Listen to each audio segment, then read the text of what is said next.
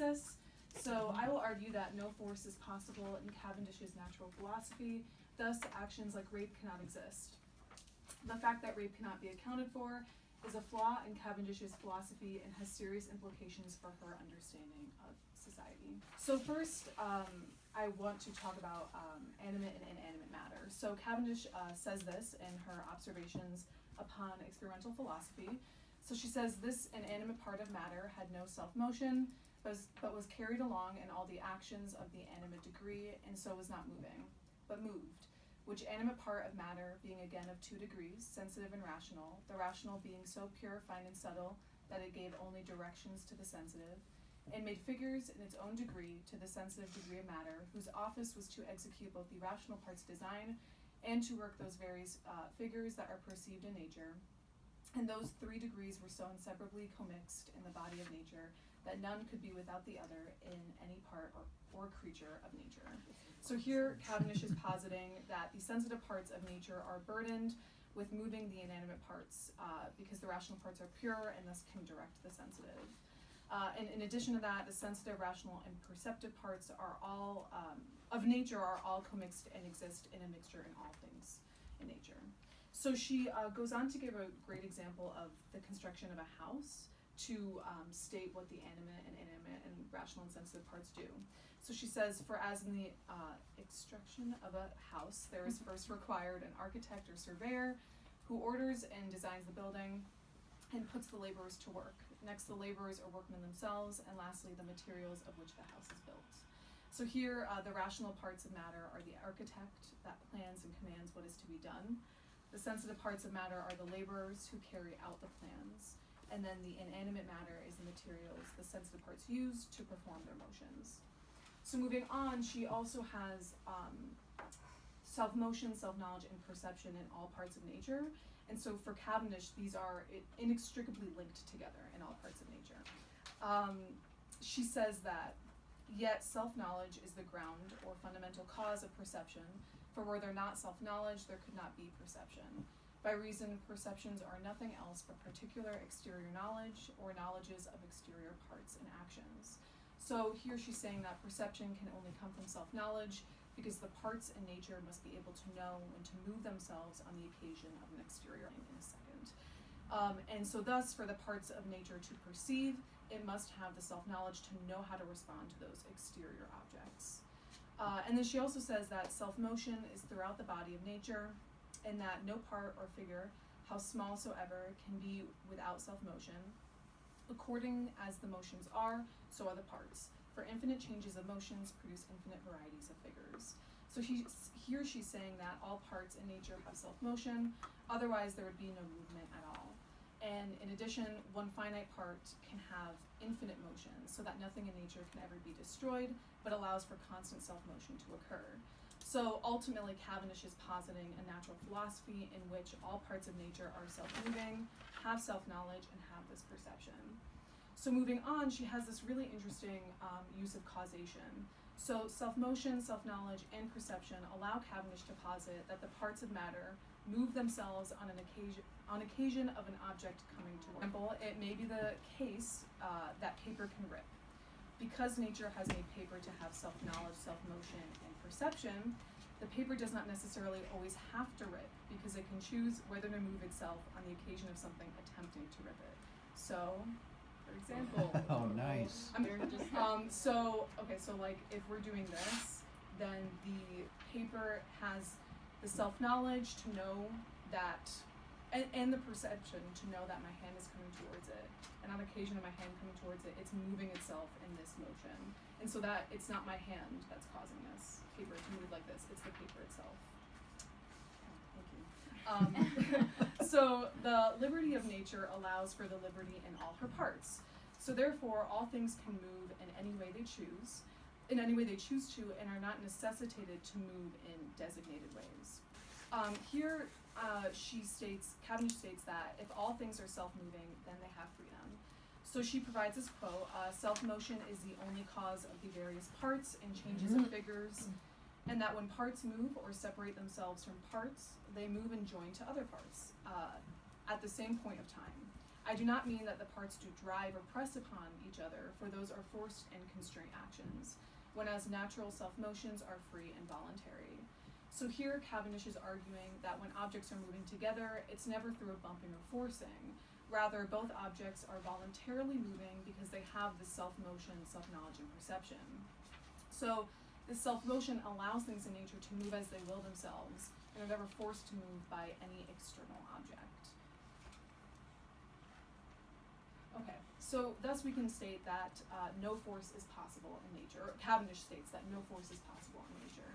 So she states, for as nature is full of variety of motions or actions, so are her parts.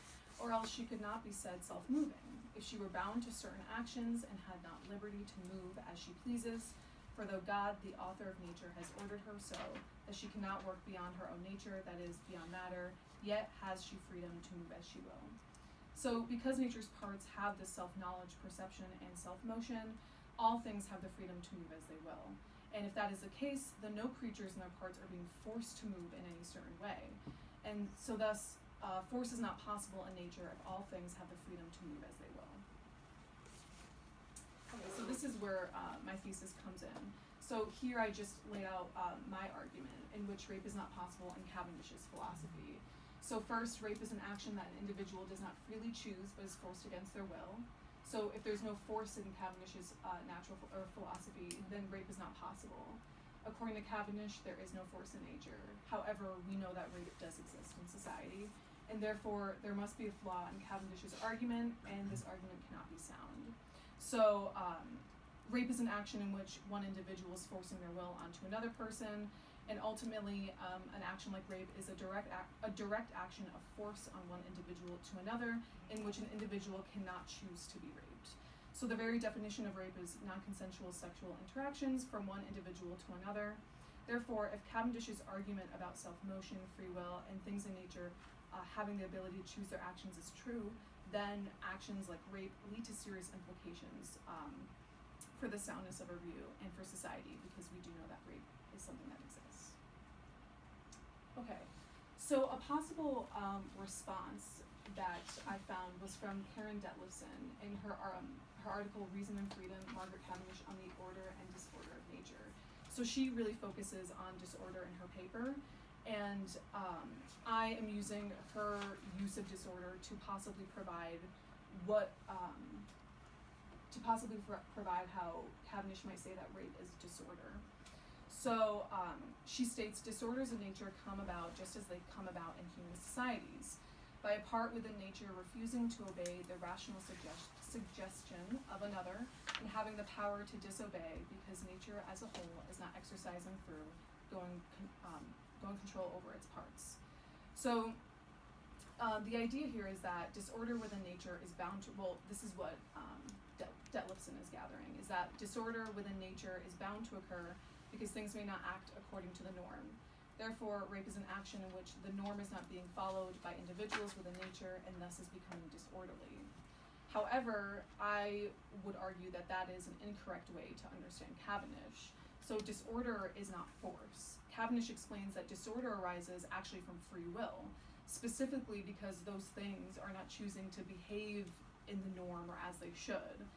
And so it's not as if they're being forced, but they're choosing not to behave in a way which thus causes disorder. So Cavendish might respond to Detlefson by arguing that the way that a victim's parts of their body responds to a perpetrator is the way a material body responds to another body being in relation to the victim. So Cavendish might claim that the parts of the body are simply responding accordingly to the object that is in relation to it, and thus it's not acting disorderly. Okay, so here I am attempting to explain rape as imitation. So this possibly is what Cavendish might say, or might argue what rape could be. So she she says, for cold being contrary to fire, if it have a predominant power, it will, without doubt, put out the fire. Not that the cold corporeal motions do destroy fire by their actual power over it, but that fire destroys itself by an imitation of the motions of cold, so that cold is only an occasional cause of the fire's destruction, or at least of the alteration of its motions and the diminution of its strength. So in the case of fire and in cold air, Cavendish argues that the fire would somehow change its motions to that of the cold. So the changing of the fire comes from its imitation of the cold. So therefore she could argue in the case of rape that it is a case in which the parts of the person are coming apart or moving in a certain way. And so thus allowing for the action of rape to occur, because those parts of a victim are patterning themselves in response to the object or to the thing. So there's, however, in my response to this, there seems to be a logical gap through Cavendish's natural philosophy, a philosophy in which rape cannot occur. So if all creatures and their parts have this free will, and all movement is self-motion, then they're never forced to do any actions. So therefore, it's uncertain why the parts of a person would choose to be raped, and it's still unclear. And so just to, I guess, get a clear understanding of imitation, just for an example, so like a knife cutting into my hand, Cavendish would argue that in this case of imitation, the hand might, I guess, perceive the knife coming towards it and then split itself and split its parts open. And so we can understand imitation to be that in which the parts of an object or the parts of a creature are, I guess, imitating the motions of the object, of the other object, so like that. So in the case of rape, that we could argue that the parts of the body, or Cavendish would argue that the parts of the body are moving themselves in response to an object or part. So, okay, so Cavendish also brings up the point of overpowering, and so this is my attempt to explain overpowering. So she states that, I must tell you, I see no consequence in this argument, because some parts of matter cannot withdraw themselves from the force and power of other parts. Therefore, they have neither sense, reason, nor perception, for put the case a man should be overpowered by some other men. Truly he would be forced to suffer, and no immaterial spirits, I think, would assist him. The very same may be said of other creatures or parts of nature, for some may overpower others, as the fire, hammer in hand doth overpower a horseshoe, which cannot prevail over so much odds of power and strength. So using this quote, Cavendish might argue that rape is an instance in which one person is overpowering another person. So it might be that rape might be the case in which one person cannot withdraw themselves from force and power of other parts. Therefore, Cavendish may argue that although the parts of a person's body are being overpowered, the rational I part is not necessarily being overpowered. So my response to what Cavendish might say is that although parts of a creature can separate or split, like the ripping of the paper or the knife example, Cavendish would argue that it is doing so because it chooses to. However, Cavendish does not have a clear distinction between a creature's free will and being overpowered. I say this because it is still unclear why certain parts of my body would choose to accept this type of overpowering, while other parts do not, mainly the rational parts of my mind. So Cavendish's philosophy fails to answer this question, which is, what is the line that distinguishes free will and being overpowered by another creature's actions? So there are societal implications and effects, and there are effects on Cavendish's view. So we know that rape is an extremely harmful action in which the act in of itself is essentially stripping away one's ability of free will and forcing an individual to submit. In addition, under Cavendish's views, she would argue that the parts of an individual choose to be raped, which is not the case in the world. And so Cavendish's metaphysics fails to be represented on the societal level.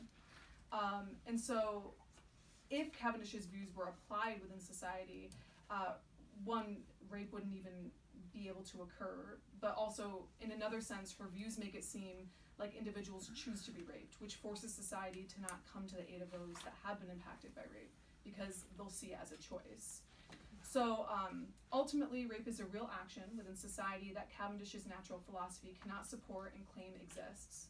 And Cavendish's metaphysics must apply on all levels, but fails to apply on the societal level.